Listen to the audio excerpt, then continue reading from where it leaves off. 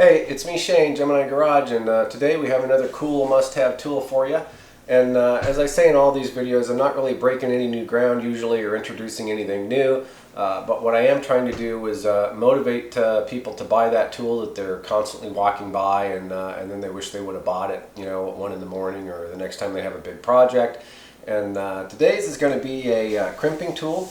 This thing here is a electrical crimping tool. It'll do your butt connectors, it'll do some coax cables and some other stuff.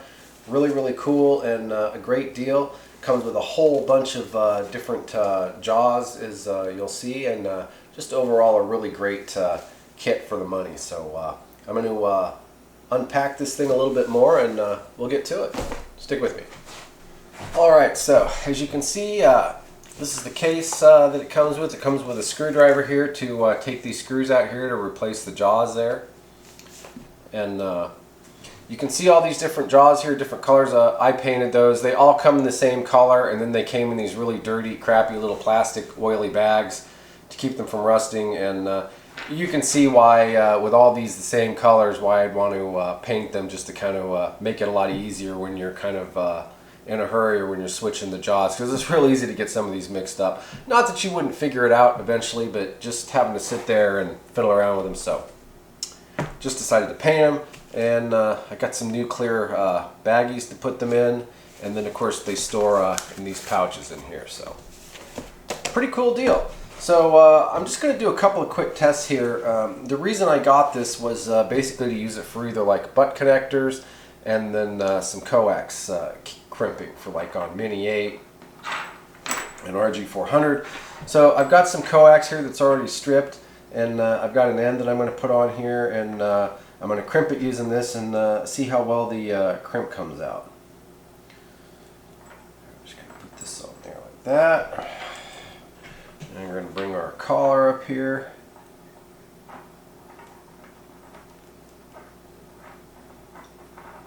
Alright, and I usually like to tap this on there a little bit.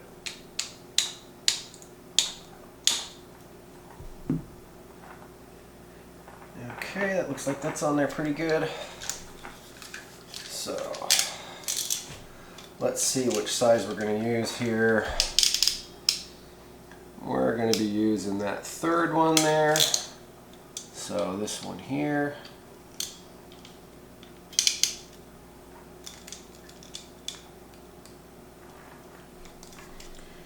Alright, here we go.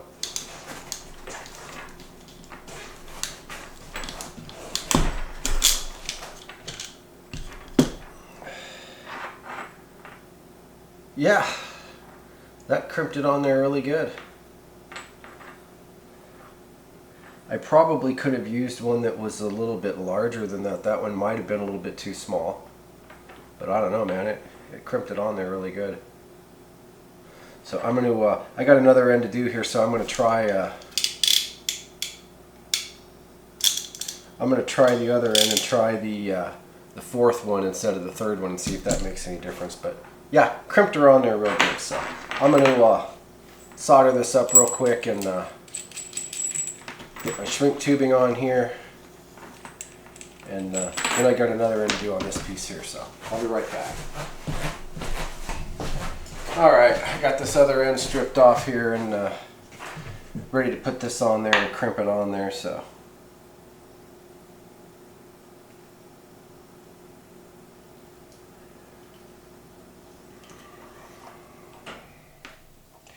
get my crimp collar back up to the top here.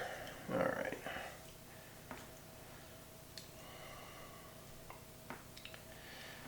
And again, the purpose of this little test here is just kind of to see which crimper worked better for this. This one I used here was a little on the stiff side getting it down, but it did get it down and crimp it. So I'm going to try this one here and see which one I ultimately should be using.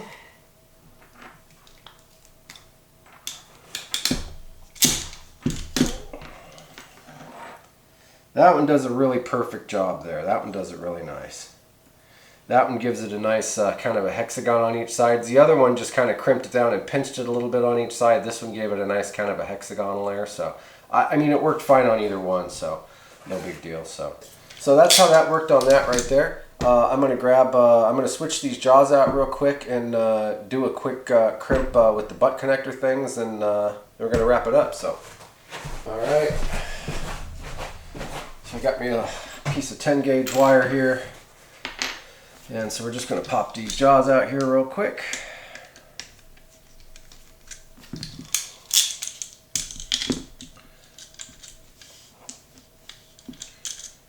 All right.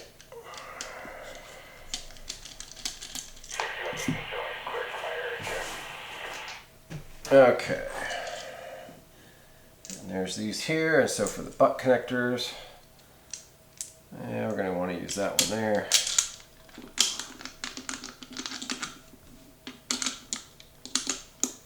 Actually, that's in upside down.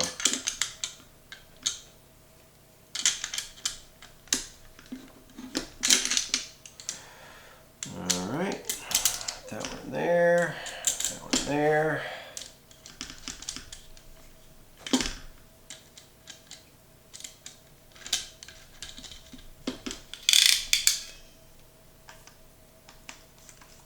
Good idea to tighten them down, the jaws down, and then just tighten these screws a little. They don't need to be super tight in there. Okay, so let's see.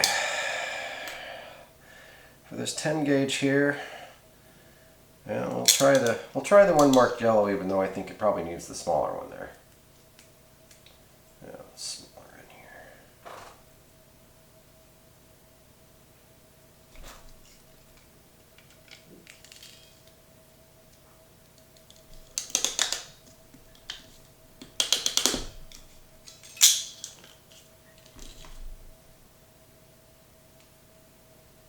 Very nice. Yeah, it does a good job. It does a pretty good job. So there you got it. You can do at least mini 8 and smaller, and I don't know how big a wire gauge you can do with this. Probably pretty decent. Like I said, I'm going to flash up all the specs on it here so you can check that out. But yeah, I mean, I paid, I think, $26 or just under $27 delivered, and that's a great deal. You can spend $10 or $15 just you know, on an inexpensive set of crimpers that just does one operation, let alone having all these.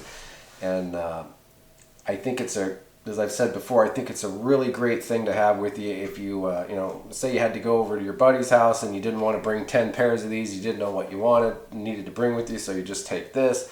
Or if you've got an RV or anything like that, real must-have. The nice thing about having a kit like this with you is if you have to make a repair someplace when you're, you know, out on the road, or, you know, whatever your case may be, if you have to make a repair with this, it's more of a permanent repair. You don't have to, you know, you're not going to be splicing it together with electrical tape or whatever. You can actually use the proper set of crimpers and do it right, and fix it right there on the spot. So again, I hope this motivated somebody to get another tool that will help them out and save them some time, and also maybe save them a little wear and tear on your hands there. And with that, thanks for watching. Shane, Gemini Garage.